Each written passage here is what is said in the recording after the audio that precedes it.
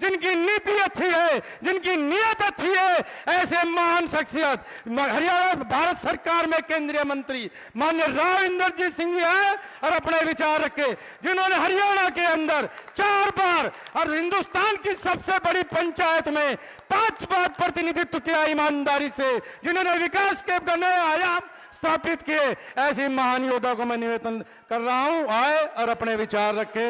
माननीय राविंदर सिंह जी जोरदार भाई नारा लगाते, राविंदरजीत सिंह की, राविंदरजीत सिंह की, हरियाणा की आन की, हरियाणा की बान की, हरियाणा की शान की। बहुत बहुत धन्यवाद।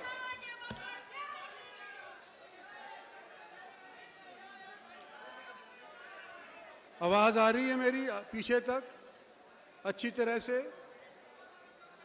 थोड़ा मेरे को स्टेज के ऊपर पूरी तौर के ऊपर समझ में नहीं आ रहा कि क्या लोग बोल गए, इतने वक्ता बोल गए, थोड़ा मेरे को नहीं समझ में आया। पर आप भी को भी ना समझ में आए फिर हमारे यहाँ इतना बड़ा जलसा करने का कोई फायदा ही नहीं। सबसे पहले तो मैं धन्यवाद करना चाहता हूँ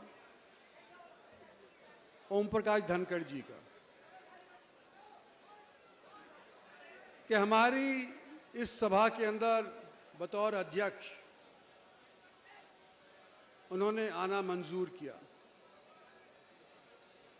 और मैं इसलिए कहता हूं कि आज से कुछ समय पहले मैंने और दिग्गज नेताओं को बुलाया था। उस टाइम तो मैंने खुद रेवाड़ी के अंदर रैली करी थी और राजनाथ सिंह जी और मनोहर पार्रिकर जी ने दोनों ने हां करी थी कि 23 सितंबर को शहीदों को नमन करने के लिए हम रेवाड़ी जरूर पहुंचेंगे। और आते आते एक दिन पहले मुझे खबर लगी कि राजनाथ सिंह जी तो आएंगे, पार्रिकर साहब नहीं आ पाएंगे। और मुझे इस बार भी यह भय था कि मैं लोगों को बुलाऊं और शायद भारतीय दिग्गज नेता हमारे यहां पर ना पहुंचे। ओम प्रकाश जी का हल्का भी है, हमारे पड़ोस का भी है। पटौदा वालों, आपने बड़ा सोच समझ करके ये स्थान चयन किया। मैं सोच रहा था कोविड 2 साल से लोगों से रूबरू नहीं हुए। रेवाड़ी के अंदर, नारनौल के अंदर, अपने पुराने हलके के अंदर, मौजूदा हलके के अंदर अगर मैं किसी दिग्गज को बुलाऊंगा और एंड टाइम के ऊपर किसी भी वजह से वो इनकार कर गए तो मेरी क्या हैसियत बनेगी, मेरे लोगों की क्या हैसियत बनेगी। इसलिए जब पटौदा वालों ने मेरे को यहां आमंत्रित किया, मेरे कंधों पर से बोझ उठ गया। और पटौदा वालों, यादव सभा झज्जर वालों, जो आपने इतनी भारी रैली यहां पर पटौदा के अंदर करी है, उन शहीदों को नमन करने के लिए किया है, जगह जगह जाकर के लोगों को आमंत्रित किया है। जो फासला 2 साल से हम और आपके बीच के अंदर हो गया था, उसको पूरा करने के लिए जो किया है, स्टेज की तरफ से, हमारे सभी साथियों की तरफ से मैं आपका बहुत बहुत शुक्रिया अदा करना चाहता हूं। हमारे साथी एमपी साहब धर्मवीर जी, रमेश जी कौशिक, जनरल वत्स, अरविंद शर्मा जी, ये भी आज हमारे बीच के अंदर आए हैं। हमारे और आपके और मुल्क के शहीदों को नमन करने के लिए आए हैं और हमारा और आपका मनोबल बढ़ाने के लिए आए हैं। इनका भी मैं शुक्रिया अदा करना चाहता हूं क्योंकि ये हमारे मेहमान हैं। हमारे डॉक्टर बनवारी लाल जी, ओम प्रकाश जी हमारे मंत्री हैं। ज्यादा देर नहीं बोल पाए, क्षमा चाहता हूं। लेकिन सबसे ज्यादा क्षमा चाहता हूं प्रोफेसर छतरपाल जी का। 6 फुट 3 इंच का जवान हमारा, ये लेट आई, ये बोल नहीं पाया। छतरपाल जी मुझे माफ कर देना आज के दिन। और हमारे एमएलए साहिबान जो बैठे हैं, मंचासीन जो भारतीय जनता पार्टी के डिस्ट्रिक्ट के प्रधान बैठे हैं, चेयरमैन जिला परिषद बैठे हैं, ब्लॉक समिति के चेयरमैन बैठे हैं, मेयर साहिबा बैठे हैं, इन सभी का मैं धन्यवाद करना चाहता हूं कि शहीदों को नमन करने के लिए आए।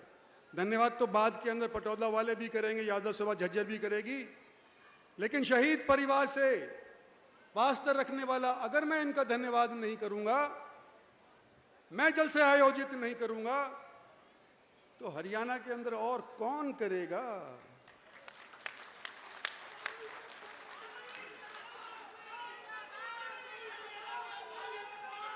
और आज आपने हमारे को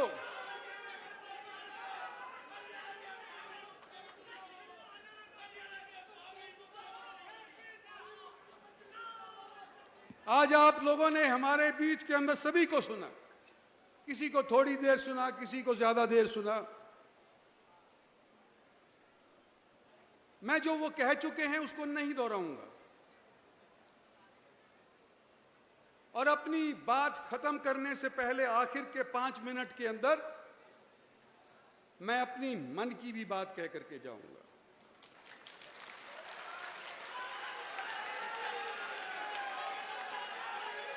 और मेरा आप लोगों से निवेदन है कि आप इधर उधर भी चले गए हो तो कृपा करके शेड के अंदर आ जाओ, मेरी मन की बात तो जरूर सुन करके जाना।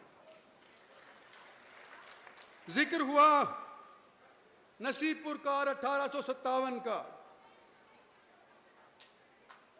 कितने लोग मारे गए इतिहास है, उसके अंदर नहीं जाना चाहता, लेकिन जो इतिहास यहां आज नहीं कहा गया उसका मैं जरूर जिक्र करना चाहता हूं। यहां बैठे हैं, मैं देख रहा हूं दाढ़ी पहने हुए हमारे मेवाती भाई हैं। 1857 के अंदर जहां शेखावाटी के राजपूत थे, वहां साथ साथ मेवात के में भी 1857 के अंदर अंग्रेजों के साथ लोहा लिए थे। हरियाणा का सारा क्षेत्र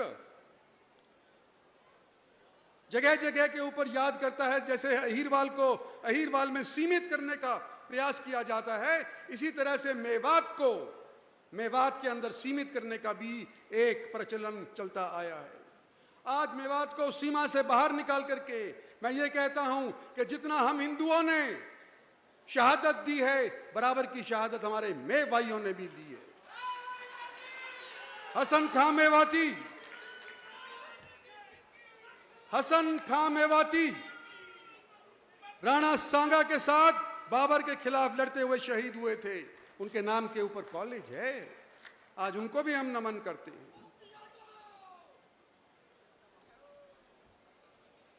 मैं 47 की भी बात करना चाहता हूं, 1947 की। कश्मीर हमारे हाथ से निकलने लग रहा था, कबीलियों का आक्रमण हमारे देश के कश्मीर के अंदर हो रहा था,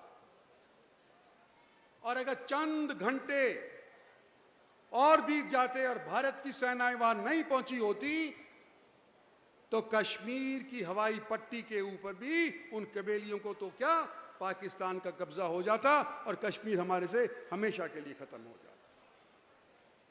रड़क रह गई थी। अभी भी कश्मीर के 2 झंडे थे, वो रड़क आकर के नरेंद्र भाई मोदी ने पूरी करी है। इसके मिसाल कोई और नहीं कर सकता था। सन 62 का यह जिक्र किया मेरी बेटी आरती ने, रिजांगला का जिक्र हुआ, शास्त्री जी का भी जिक्र होना चाहिए। उन्होंने नारा दिया था जय जवान जय किसान। चाहे वो 1.5 साल भारत के प्रधानमंत्री रहे थे, लेकिन पहली बार किसी प्रधानमंत्री ने यह सोचा था कि हमारी हिफाजत करने वाला कौन है, उसका नारा दो, उसकी जय बोलो। हमारा पेट भरने वाला कौन है, उसका नारा दो, उसकी जय बोलो। जब से नारा ये प्रचलित है, जय जवान और जय किसान। और अगर आज किसान का बेटा हमारे साथ देश की हिफाजत के अंदर पेटी बांध करके नहीं खड़ा होता तो पाकिस्तान, चीन हमारे पे काबिज हो जाते। और आज भी भय ये है कि इनसे तो हम लड़ लिए, अफगानिस्तान भी जुड़ गया, तालिबान भी जुड़ गया, और आज के दिन हम अपने किसान को, मजदूर को, पेटी की नौकरी करने वाला जो भी व्यक्ति आज के दिन जाता है उसको मान सम्मान और इज्जत नहीं देंगे तो आने वाले समय के अंदर ये 3 मुल्क हमारी चटनी पीस करके हमें को छोड़ देंगे। इसलिए मैं यूं कहना चाहता हूं कि शास्त्री जी का भी नाम जोड़ा जाना चाहिए। और शायद यही वजह है कि यहां बालक थे खड़े, अहीर रेजिमेंट का नारा दिया।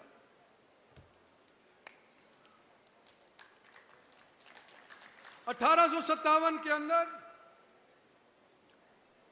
कुछ कौमें ऐसी थीं जिन्होंने अंग्रेजों के साथ लोहा लिया, कुछ रियासतें ऐसी थीं जिन्होंने अंग्रेजों के साथ लोहा लिया और उसके बाद अंग्रेजों के साथ दोस्ती नहीं गाठी। तो कुछ लोगों की मंशाओं के ऊपर मंसूबे फिर गए, जो चाहते थे कि फौज के अंदर हमारे भी नाम का एक रेजिमेंट हो, वो रह गए। चाहे वो गुजर हो, चाहे सैनी हो, चाहे हीर हो, चाहे और हो, रह गए। हमारा राजनीतिक लोगों का यह फर्ज है कि जो अंग्रेजों की वजह से जो दुभांत हुई थी, अगर उसको सुधार सकते हैं तो हमारे प्रति लोगों की आस्था है। मैं शुक्रिया अदा करता हूं यहां सभी बैठे हुए साथियों का कि आप लोगों ने यह अहीर रेजिमेंट की मांग जो मैंने उठाई थी उसका समर्थन किया। आपका बहुत बहुत शुक्रिया।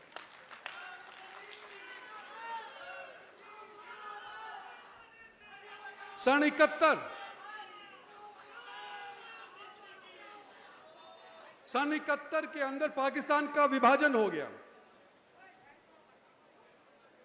बांग्लादेश अलग बन गया, पाकिस्तान इधर को रह गया। 93,000 पाकिस्तानी सैनिक बंदी बन गए। और हमने क्या किया कि भाई हम तो दरिया दिल हैं, जाओ अपने मुल्क जाओ, हमें कुछ नहीं चाहिए, तुम हार गए यही बहुत है। और उनको वापस पाकिस्तान भेज दिया। और वो लोग उसके बाद जगह जगह के ऊपर हमारे चोबे बार बार मारते रहे, 100 जगह से हमारा खून हमारे देश की देही में से निकालते रहे। हमारे को आज के दिन ये सोचना होगा कि क्या हम राजनेताओं ने वाजिब फैसले अनेक बार किए या नहीं किए, और अगर वाजिब फैसले नहीं थे, गलत फैसले थे, तो वो दोबारा से दोहराए नहीं जाएं। मैं कारगिल का जिक्र करना चाहता हूं। फौजें लड़ती हैं, उनको हथियार दिए जाते हैं, बंदूक पकड़ो, तोप पकड़ो, ग्रेनेड पकड़ो, अटरम पकड़ो, फेंको, दुश्मन को मारो। कारगिल के अंदर क्या हुआ कि आप जाकर के कारगिल की जो पहाड़ी है उसके ऊपर काबिज हो, ये फतवा हमारे फौजियों के कप्तानों ने, फौजियों के जनरल ने दे दिया। और साथ साथ क्या कह दिया कि तुम्हारा एक हाथ हम पीठ के पीछे बांधेंगे, सिर्फ एक हाथ से लड़ाई करोगे। और वो कैसे कि तुम पाकिस्तान की सरहद में नहीं जाओगे, हिंदुस्तान के सामने पाकिस्तानी खड़े हैं तो सामने लड़ाई करोगे, पीछे से नहीं घेरोगे, एयरफोर्स का इस्तेमाल नहीं करोगे, सारा मामला इंटरनेशनल हो जाएगा, बड़ा युद्ध छिड़ जाएगा। एक हाथ पीछे बांध करके और तुम अपनी जान बेशक गवा लो, लेकिन इंटरनेशनलाइज नहीं होना चाहिए मामला। भाई ये भी मैं सोचता हूं ठीक नहीं हुआ, लेकिन हमने फतेह फिर भी पाई कारगिल के अंदर। और जो भी लोग आज के दिन सरहद के ऊपर अपनी जान दे रहे हैं, आज भी दे रहे हैं, कल भी दिए थे, उन सबको मैं नमन करने के लिए आज आपके बीच में आया हूं। लोग कहते हैं कि मैं राजा शाही परिवार से हूं, शहीद परिवार का भी हूं, ये भी कहते हैं, राजाशाही परिवार का है, यूं भी कहते हैं। कई जगह तो राजाशाही परिवार का अगर नाम आता है तो तुम्हारे ऊंचे कांटा लग जाता है तुरंत। लेकिन हमारी राजाशाही तो अंग्रेजों ने छीन ली थी। 1857 के बाद जो हमारी रियासत थी वो कहां बची थी? आज के दिन अगर कोई मेरे को राजा कहता है या राजशाही कहता है या शहीद परिवार का कहता है, वो इसलिए कहता है कि उसके दिल में मेरे प्रति और मेरे पूर्वजों के प्रति प्यार है।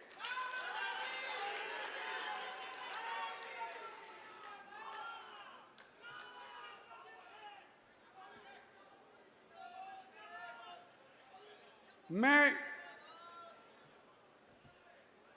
5 बार एमपी बना हूं,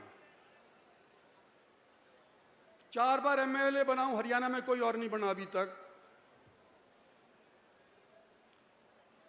अगर मैं गलत होता तो मेरे को बार बार लोग चुन देते क्या?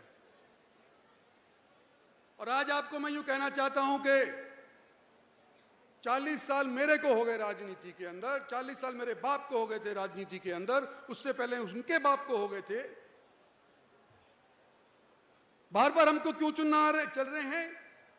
एक ही कारण है कि हम जनता की आवाज उठाते हैं।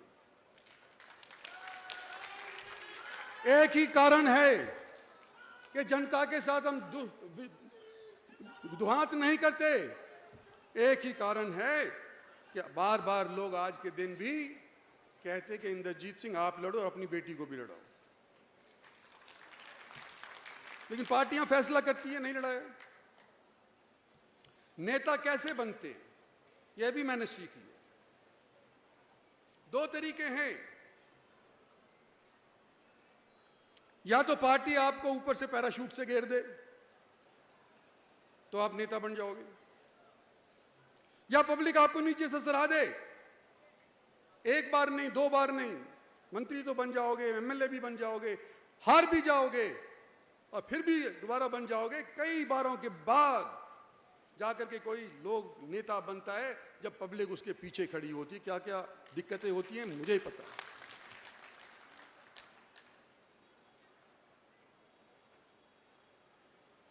ये 2 तरीके तो मैंने बता दिए कि या ऊपर से आ जाओ या नीचे से आ जाओ। मुझे फक्र है कि मैं नीचे से आया हूं, और कोई यूं मेरे से कह दे तूने आने की फिरकत क्यों नहीं शुरू करी? भाई मेरे बस की नहीं, इसलिए नहीं करी।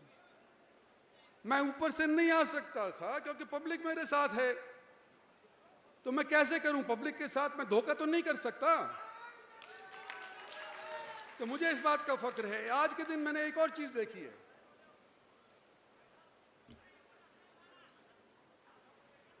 गाली गलोच जो चढ़ रहा हो उसको गाली गलोच करो। कुछ साथी हमारे मीडिया के उसका साथ दे देते हैं, अखबारबाजी हो जाती है, उसका नाम छप जाता है, मीडिया के अंदर आ जाता है, वो नेता कहलाने लगता है। लेकिन मैं पहले भी अर्ज कर चुका हूं और आज फिर आपको कहता हूं कि नेता की फराक में मैं हूं कि किसी दिन बन जाऊं। आज तक बना नहीं हूं, हालांकि मैं 9 इलेक्शन जीत गया हूं।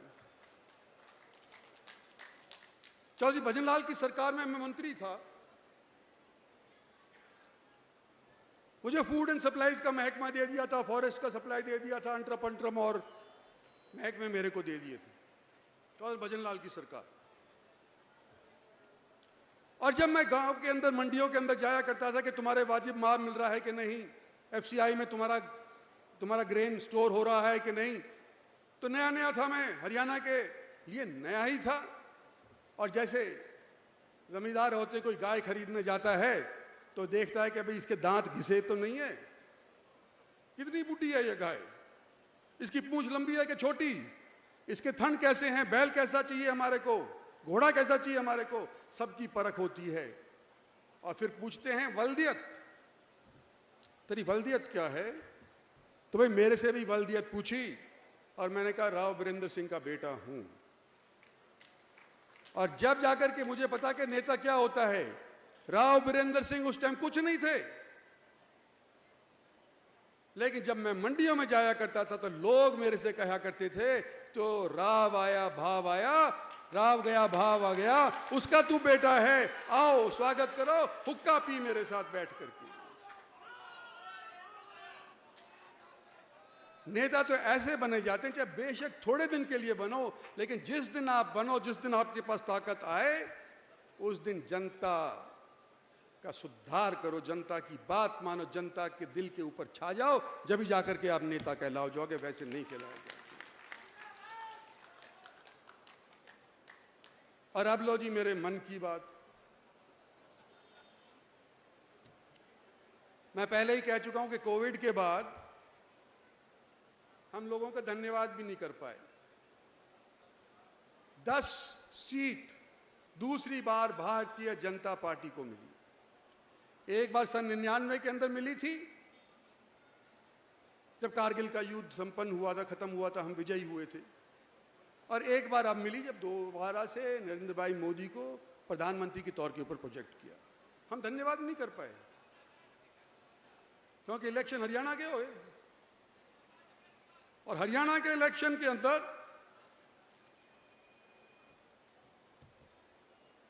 जितनी हम सीट उम्मीद करे थे, 75, 90 में से 75 सीट नहीं आई। 4 महीने के अंतर के अंदर कहां 100% रिकॉर्ड था हमारा रिकॉर्ड घट करके 50% भी नहीं रहा। तो पहली बात तो मैं कहना चाहता हूं अपनी पार्टी से, और धनखड़ साहब का मैंने पहले ही कहा, बड़े सहनशील है। मैंने देखा है, ऐसे सहनशील नेता नहीं होते तो वो पार्टी नहीं चला सकते। हरियाणा है, ये ऐसा वैसा प्रांत नहीं है। हरियाणा के अंदर भी धाकड़ लोग रहते हैं, कई जगह के अंदर रहते हैं, अपने आप को 30 मार का समझते हैं, और उनकी सुनी नहीं जाएगी तो आपे से बाहर भी हो जाते हैं।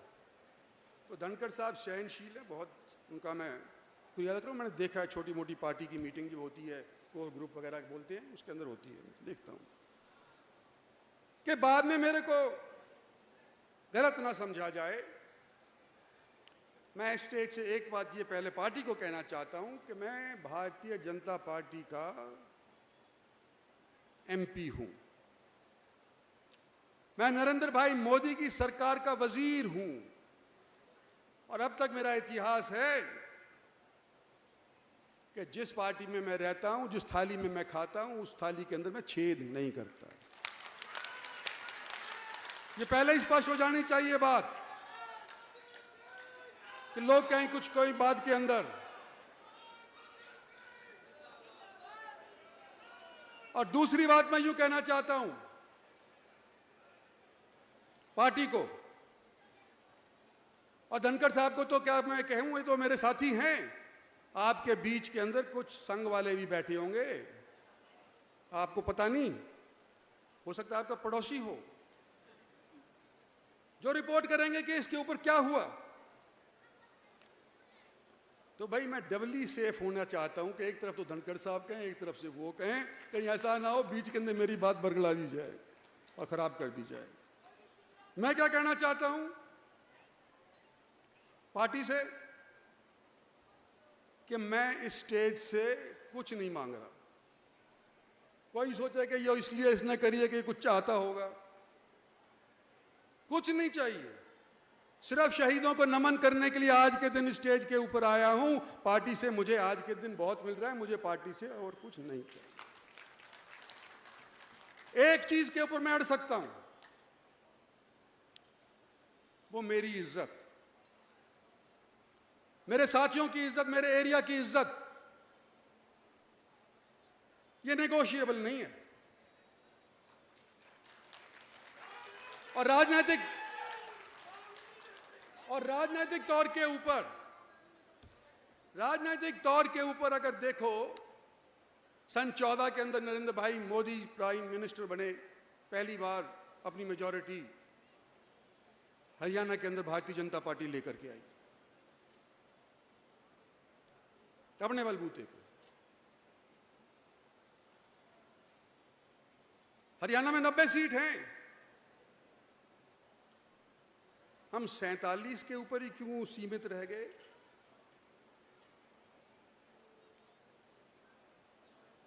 और अगर यूं देखा जाए कि जहां कांग्रेस पार्टी की तूती बोलती थी, जिस एरिया को आज के दिन हम और आप अपना कहते हैं, उसमें एक भी कांग्रेसी नहीं बचा, सारे के सारे लुढ़का दिए जनता ने। और भारतीय जनता के एमएलए को वहां पर स्थापित कर दिया। तो ये हमारा आपका मिलमा क्षेत्र है, जिसके सहयोग से और नरेंद्र भाई मोदी के आशीर्वाद से पहली बार सन 14 के अंदर ये सरकार हरियाणा के अंदर बीजेपी की बनी। और दूसरी बार पता नहीं कहां से नारा निकल आया, अब की बार 75 पार, अब की बार 75 पार। हम भी गफलत में मारे गए कि भाई 75 तो क्या ही 80 पहुंच जाएंगे, परिश्रम करने की जरूरत ही नहीं, घर बैठो जीत जाएंगे। तो भाई हम अहीरवाल से बाहर नहीं निकले, और नतीजा क्या हुआ कि अहीरवाल के अंदर भी जो 2-4 सीटें थी पहली दिवाई थी, उनमें भी घाट हो गई। रेवाड़ी जैसी सीट जो हम जीत सके थे, भाई जयचंद ने हरा दी, हमारी पार्टी के लोग थे, उनको इनाम भी मिल गया।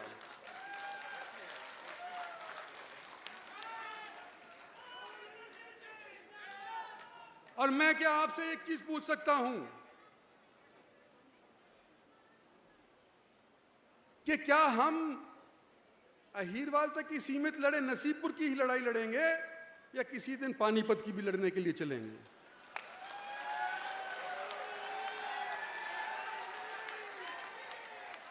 जो कहानी हम सोचे थे तो हुई नहीं, जो कह रहे थे करेंगे उनसे हुआ नहीं, तो हम उनका योगदान करने के लिए बाहर हरियाणा से निकल के चलें कि नहीं चलें?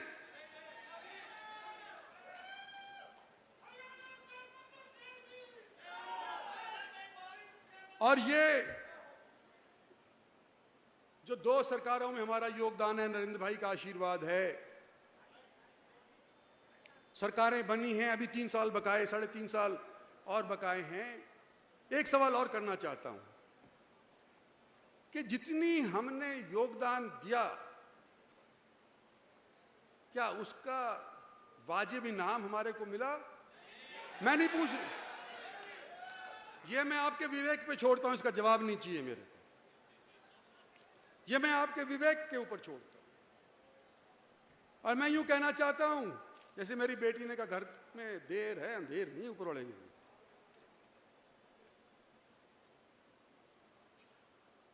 दूसरे, आज भारतीय जनता पार्टी और उनके नेता थोड़े से क्षेत्र के अंदर ही सिमट करके रह गए, हमारे वाला क्षेत्र के अंदर। और हम प्रयास करेंगे, जहां अही रेजिमेंट की करेंगे, वह मैं आपसे अभी से अनुरोध करता हूं कि हम मिल करके यूं कहें कि भाई किसानों से भी बात करो। बात नहीं बनेगी, करनी चाहिए।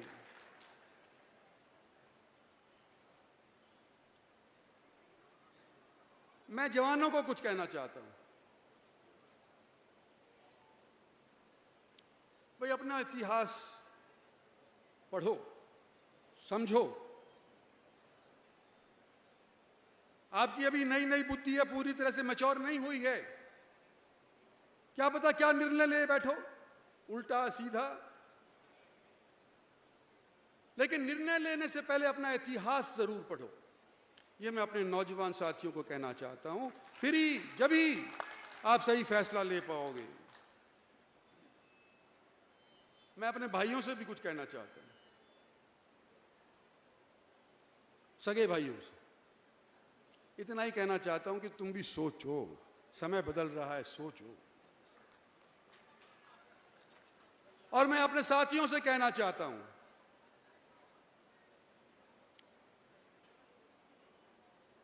मैं जनता का सिपाही हूं, फौजी का बेटा हूं, और मैंने अपना ईमान नहीं खोया है अभी तक।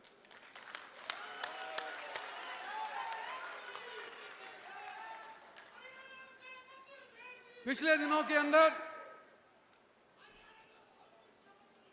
अहीर कॉलेज हमारा, मेरे बाप ने चलाया, मेरे दादा ने चलाया, उसका विवाद छिड़ गया। 90 साल की लीज खत्म होने जा रही थी तो कुछ जमीन मालिकों से हमने खरीदी थी, उस पर विवाद छिड़ गया कि भाई सोसाइटी के नाम इंद्रजीत सिंह ने जमीन खरीद ली है और 30 साल के बाद ये बेच करके मुनाफा खाएगा। मैं 30 साल जीऊंगा? कोई सोचे। और मुझसे अपनी खुद की जमीन नहीं संभल रही, मैं दूसरी खरीद करके क्या करूंगा? मेरे पास अपनी बहुत है। और मैं आपको यूं कहना चाहता हूं कि प्रताप सिंह कैरों की निगाहें इस अहीर कॉलेज के ऊपर रही थी, मेरे बाप ने रोका। चौधरी बंसीलाल की निगाहें इस कॉलेज के ऊपर रही थी, मेरे बाप ने रोका। हमारी पार्टी के कुछ नेता थे, उनकी निगाहें इसके ऊपर थी कि ये इसका सरकारीकरण हो जाए। गवर्नर को जाकर के चिट्ठी दिए थे, किसी ने उसको पार्टी से नहीं निकाला, मैंने रोका। और जो मैं रोकता आया हूं या मेरा बाप रोकता है, जिस संस्था को अहीर कॉलेज कहते हैं, क्या उसको लिए जमीन मैं बेचने के लिए खरीदूंगा? अपनी बेच लूंगा, मेरे तो 2 पीढ़ी आगे तक चल जाएगा काम। आपको विश्वास दिलाता हूं स्टेज के ऊपर से और सामने वाले ऊपर वाले की मौजूदगी के अंदर, शहीदों की रूह के सामने, कि इसके अंदर रत्ती भर का भी करप्शन नहीं हुआ है।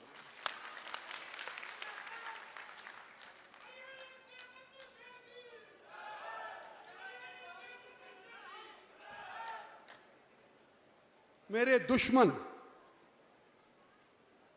के बारे में भी कुछ कहना चाहता हूं।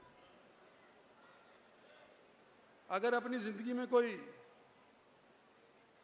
दुश्मन ही नहीं बना पाया तो क्या आदमी।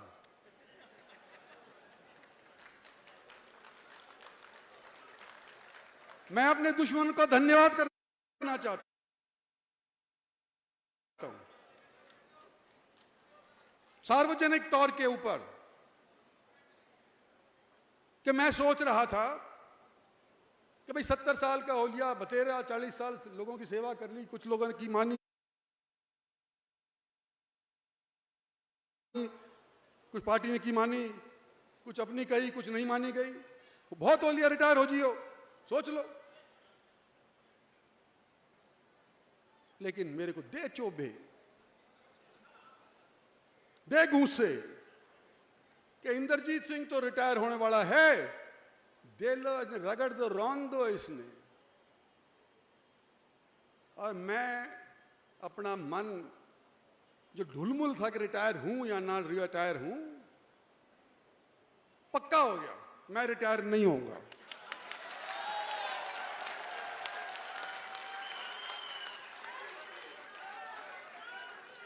आखिर क्यों? आखिर मैं रिटायर क्यों हूं? सेहत से दुरुस्त हूं, ना मेरे को कोई मेंटल प्रॉब्लम है, ना मेरे को ब्लड प्रेशर है, ना मेरे को मिर्गी आती है। और 50 साल के से किसी से दौड़वा करके देख लो, बराबर की दौड़ में बाहर नहीं जाऊं तो गलत कह रहा हूं? तो मैं रिटायर क्यों हूं? और एक सलाह भी देता हूं अपने दुश्मनों को कि मैं औरतों के खिलाफ, अपाहिजों के खिलाफ, मरीजों के खिलाफ नहीं लड़ता। कृपया आप लोग अपनी सेहत का ध्यान रखना, मौका फिर से मिलेगा मेरे साथ में लड़ने का। 3 साल बचे हैं अभी इलेक्शन के अंदर, विधानसभा के 3.5 साल बचे हैं। सेहत का ध्यान उनको रखना चाहिए, जब भी तो मजा आएगा अगर कोई लड़ाई होगी तो। और अगर आप हरा देते हैं तो बेशक तांडव कर लेना, लेकिन आज थोड़ी जल्दबाजी है, आज तांडव करने का समय नहीं है। और मैं खत्म करना चाहता हूं एक शेर से।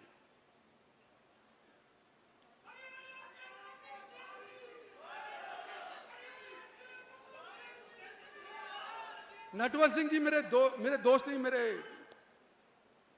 गाइड थे, समझ लो। भरतपुर के शाही खानदान से रिश्ता रखते थे। और जब मैं पहली बार मंत्री बना, विदेश राज्य मंत्री बना, तो वो बड़े मंत्री थे। मेरे घर भी आए, गिर भी गए, चोट भी लगी, टांका भी लगा। बड़े नेक इंसान, पढ़े लिखे जाट। और उन्होंने मुझे एक शेर सुनाया जो कि आपके लिए मैं देना चाहता हूं। परवाना हूं, मुलाहिजा फरमाइए। परवाना हूं, शाम तो हो, शम्मा तो हो। परवाना हूं, शाम तो हो, शम्मा तो हो। जलने के लिए हूं तैयार, कुछ बात तो हो। तो आप लोगों का आज इतना भारी समूह देख करके एक चीज और कहना चाहता हूं जो हेनरी फोर्ड ने कही थी। हेनरी फोर्ड है जिसकी गाड़ी भी चलती है, मर गया बेचारा, अमेरिकन था। उन्होंने कहा था कि जब लोग इकट्ठे होते हैं तो वो शुरुआत होती है। वो शुरुआत आज आपने कर दी। इतने ज्यादा तादाद के अंदर इकट्ठे हो गए कि आधे से ज्यादा तो वहां मोड़ से ही उल्टे हो गए कि अभी कौन पैदल चलेगा 5-6 किलोमीटर। मोड़ से ही वापस हो गए, गाड़ियों में बैठ के हमने देखे। तो वो कहते हैं कि जब लोग इकट्ठे होते हैं तो शुरुआत होती है, जब लोग इकट्ठे रहते हैं तो तरक्की होती है, प्रोग्रेस। और जब लोग इकट्ठे काम करते हैं तो कामयाबी होती है। तो मैं आज आपसे यह कहना चाहता हूं कि पहली पौड़ी तो आपने आज के दिन साध ली, भाई इकट्ठे रहो और इकट्ठे काम करो। आने वाला समय आपका और हमका सभी का होगा। धन्यवाद और जय हिंद।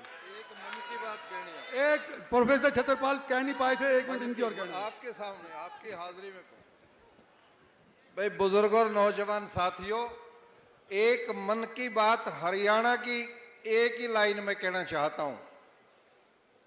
इस बात का आभारी हूं कि इन्होंने 70 साल नाम कह करके, ये 70 के दिखते भी नहीं, है भी नहीं, उम्र भी इनकी नौजवान जैसी है। और पूरा हरियाणा जो इनकी ईमानदारी, सच्चाई, दोस्ती और हरियाणा की सत्ता हो, हरियाणवी की सत्ता हो, इस सोच को और जो इनके पास विरासत है, जब उस विरासत ने पलवल से डबवाड़ी और नारनौल से कालका तक अपने बूते पर सरकार बना दी थी, वो विरासत इनके पास है। हरियाणा इनकी तरफ देखता है। आप यहां तक नहीं, पूरे हरियाणा की बात को लेकर के चलो। आज उस इलाके का संदेश लेकर के, मन की बात लेकर के मैं आपके पास हूं। और आप सबसे निवेदन करता हूं कि हांसी हिसार, वो हांसी शहीदों की धरती है। आपकी तरह से आपकी लड़ाई में शामिल हुए थे। आगे का शहीदी दिवस यदि राव इंद्रजीत सिंह जी इजाजत देंगे तो हिसार में हांसी में मनाया जाएगा। ये हम आपका अभिनंदन करते हैं और उम्मीद करते हैं। धन्यवाद। सभी गांवों की मांग दे दी गई है। हम गांव में वादा करके आए थे। राव साहब बोलेंगे। भाई भावुक हो गया, भूल गया। 2 चीजें हमारे पास आई हैं। एक तो पटौदा गांव की तरफ से जो डिमांड पत्र, मांग पत्र आया है, 5 मांग उनमें से तो हम पहले ही उसके ऊपर कार्य कर रहे हैं, लेकिन उसके अलावा 10 मांगें और भी आ गई हैं। जितनी भी संभव हुआ हम सब मिल करके उसके ऊपर जोर लगा करके उसको पूरा करवाने के लिए कोई कसर नहीं छोड़ेंगे। ये एक पहली बात। और दूसरा, जजमेंट के लिए जैसे बताया, हम सब मिल करके उसके लिए भी प्रयास करेंगे।